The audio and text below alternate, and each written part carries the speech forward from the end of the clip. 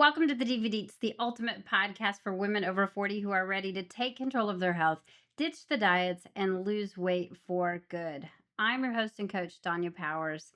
And if you've ever found yourself in front of the fridge after a long day, not because you're hungry, but because you're kind of numb, you're stressed, or you're just over it because just crappy day, right? This episode is for you. So tune in and we're going to just jump right in. Emotional eating is not about a lack of discipline. It's about self-soothing in a world where you are rarely given space to rest. You are rarely given space to breathe. Or in my case, sometimes I don't even feel seen. I feel like people need me, utilize me, but I don't even feel seen, especially around my family and my home sometimes. And for women over 40, food becomes the fastest way to feel better in a moment.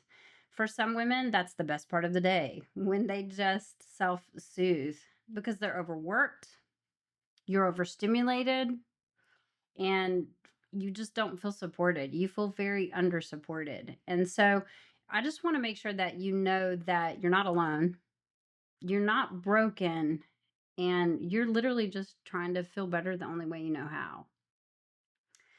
If you think about emotional eating, it's like trying to charge your phone with a broken charger. And the signal's there, the need is real, but the tool you're using doesn't actually work anymore.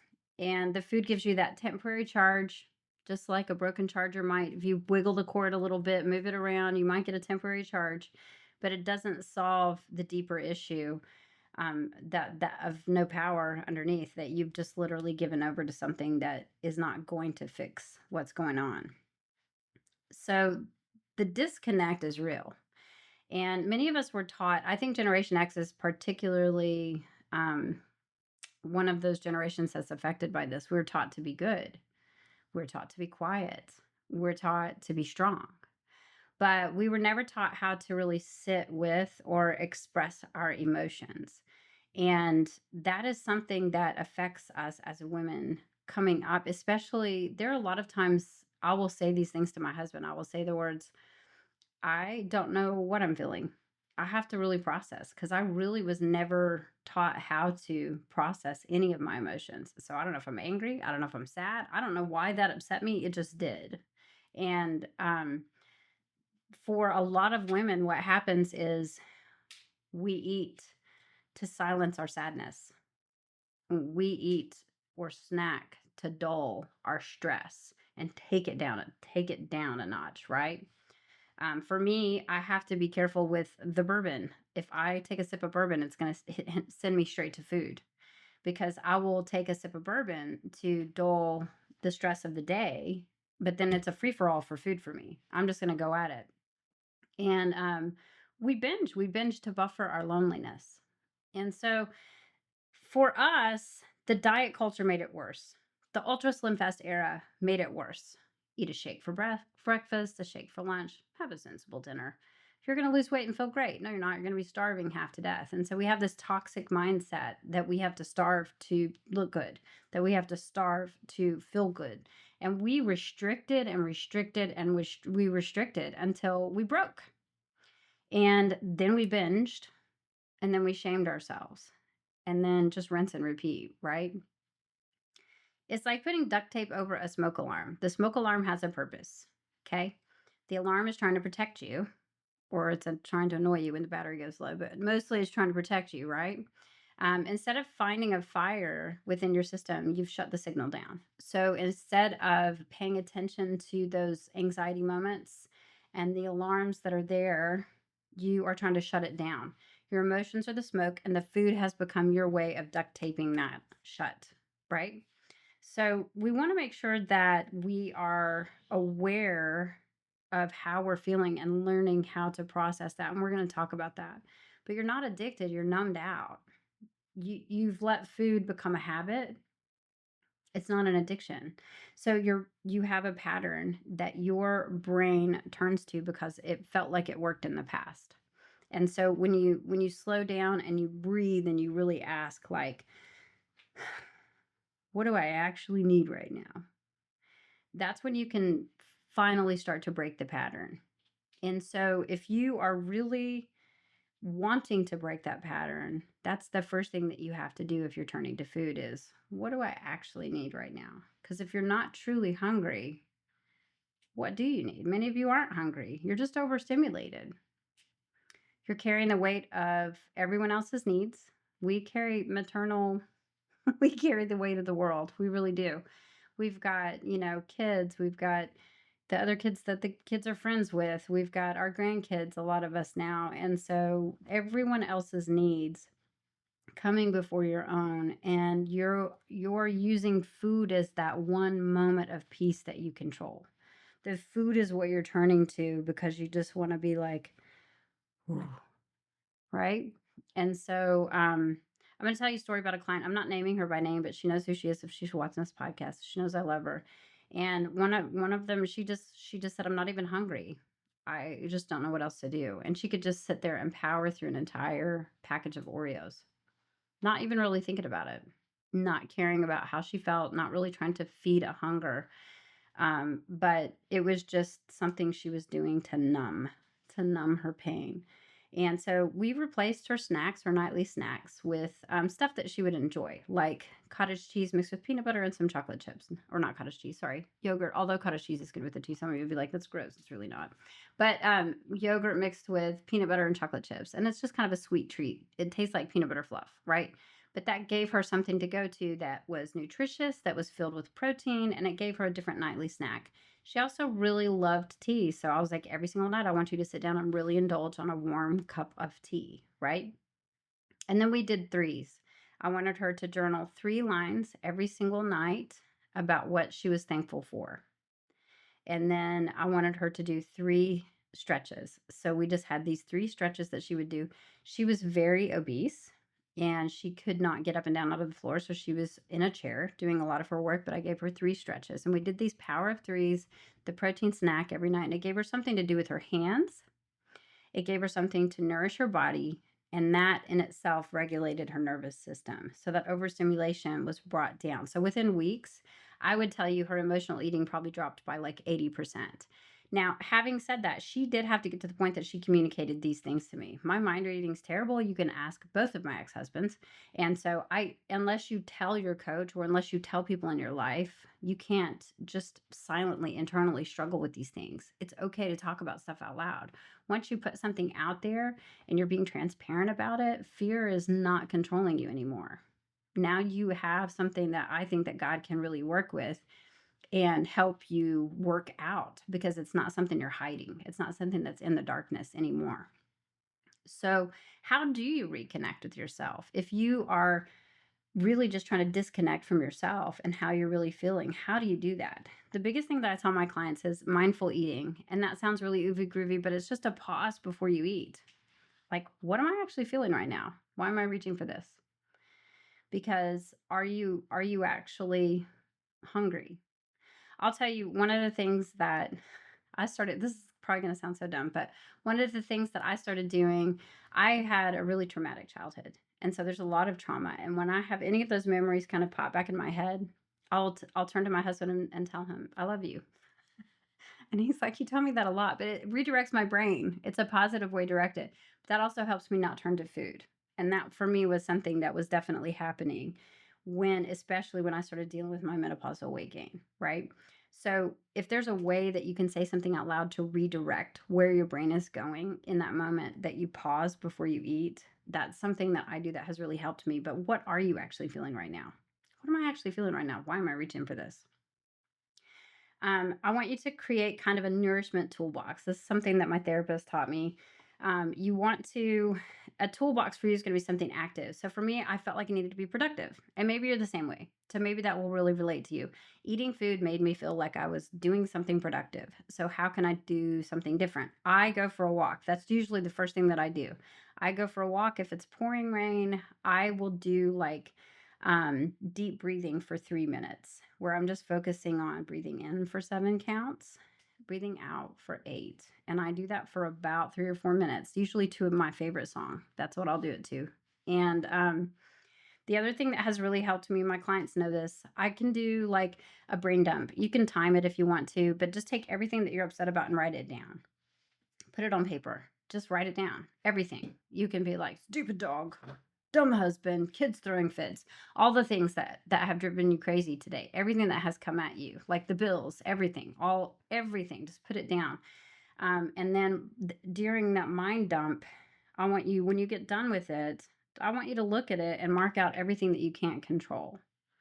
You're usually left with like 2 things.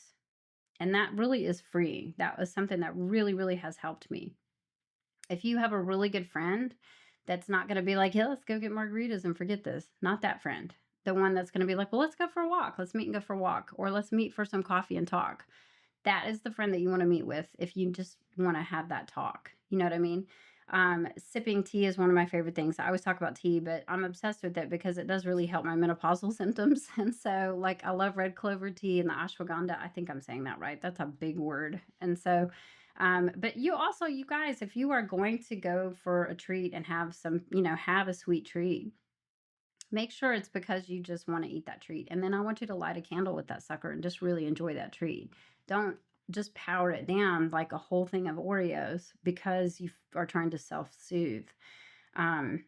Just think about creating a nourishment toolbox that works for you and your life. Okay. The other thing is like fueling your body consistently. We took her nighttime snack and we shifted it to something that felt like an indulgent treat, had chocolate in it because I'm all about chocolate. But it was protein filled and it was pretty nutrient dense. And so that in itself was pretty life changing for her because it was satisfying. It filled her up. When you eat something that's filled with protein, you feel full.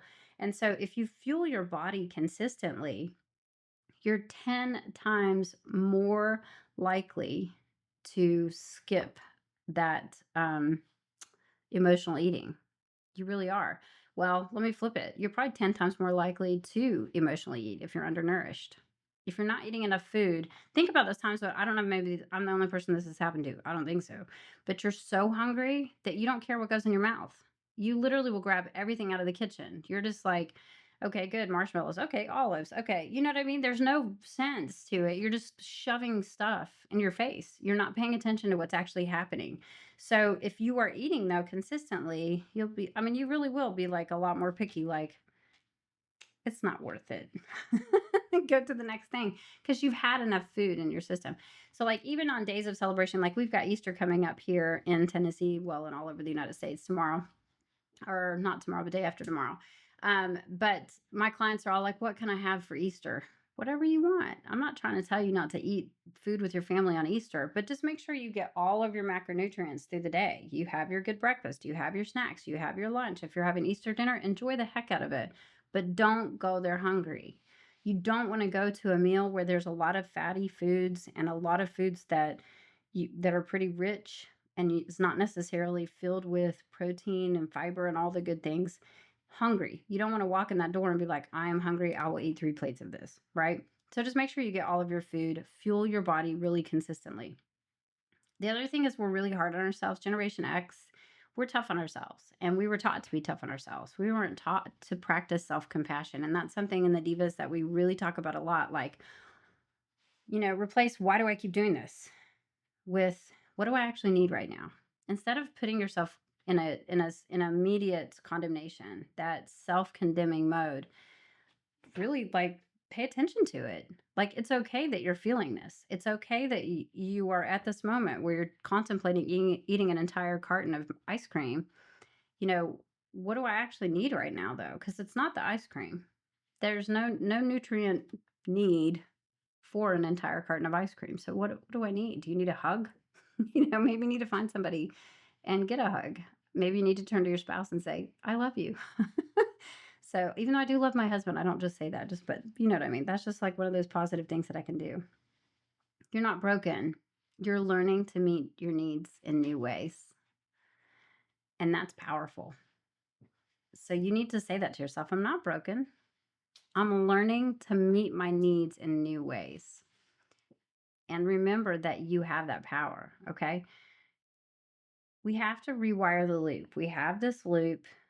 It keeps repeating, that rinse and repeat. Your brain wants a hit. It really does, a dopamine hit, a relief at the end of the day. And that food has become the shortcut. but you can rewire it by replacing it, not resisting it. Resisting is like, that's going to be a battle. Okay. I'm not telling you to do that. You have to go, okay, I'm reaching for this. I'm reaching for the ice cream. What am I actually seeking? Am I seeking comfort? Am I seeking calm? Am I seeking validation? Do I need to rest? Do I just need a nap? Goodness, sometimes there's some days the nap is the magical cure. I'm no longer thinking about food. I was just tired, genuinely tired. And then choose a substitute that gives your nervous system what it's craving without sabotage. And that's where you have to turn to. You have to get really good at that. And so what does that look like? It looks like, just like with my client, swapping the nighttime, ice cream with an important snack, an indulgent protein snack, right? Or just even, gosh, you could go take a hot bath. You could do all the candles and smelly goods, right? You could do some guided meditations. There's tons of guided meditations on YouTube, tons on Spotify to go to. If you ever need one, you can always reach out to me and ask, and I will steer you that way. You can also turn the binge TV snack combo into a 15-minute walk. Always, always, always can go for a walk. You can do the hot tea. You could do Netflix without food. Have you ever thought about that? You don't always have to have food in your hand. One of the things that I do, every room in the house has minty gum. If I can chew on a piece of minty gum, it kills any craving for me. That is something that works really well for me, because I'm not going to go eat a cookie after I chew a piece of gum. That cookie will taste bad. You know what I mean? I chew a piece of minty gum every time I walk into the grocery store. Why? Because I'm not going to try samples if I'm chewing on gum. And that is, maybe that is just me, but that works really well for me. You're not giving something up. You're giving yourself something better. Does that make sense? So, your cravings aren't the enemy, they're the messengers. And so instead of fighting them, get curious. What's happening? And you know what? Be kind of excited about that exploration, because you're learning yourself. And you, my friend, are your absolute best friend. You're stuck with yourself for the whole rest of your life. So learning yourself is kind of exciting, I promise. So I'm going to get curious about it and ask, like, what's actually going on right now? What am I really needing right now? What emotion am I avoiding? That's mine. What am I trying not to feel? Because I like happy. That one's fun. And I'm really good at anger, because that one's fast. But I don't like any of the other things. So you have to get good at learning yourself. Like, what emotion am I avoiding? Why am I turning to food and so that I don't have to feel it? What am I trying to avoid? What would help me feel safe right now? And next time that craving hits, focus there. Focus there. So you can ask yourself, what can I give myself instead that honors how I feel? What can I do instead? What would you replace that behavior with instead of resisting? And over time, this builds a new connection, one where you are the solution, not the food. So you being the solution is a much better option than the entire package of Oreos.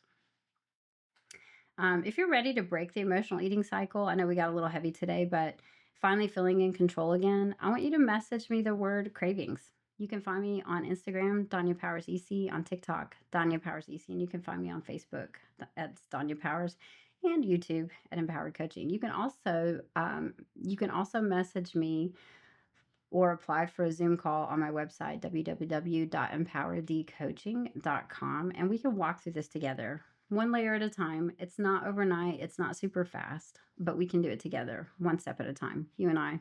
Until next time, stay strong, stay consistent, and stay fabulous, my divas.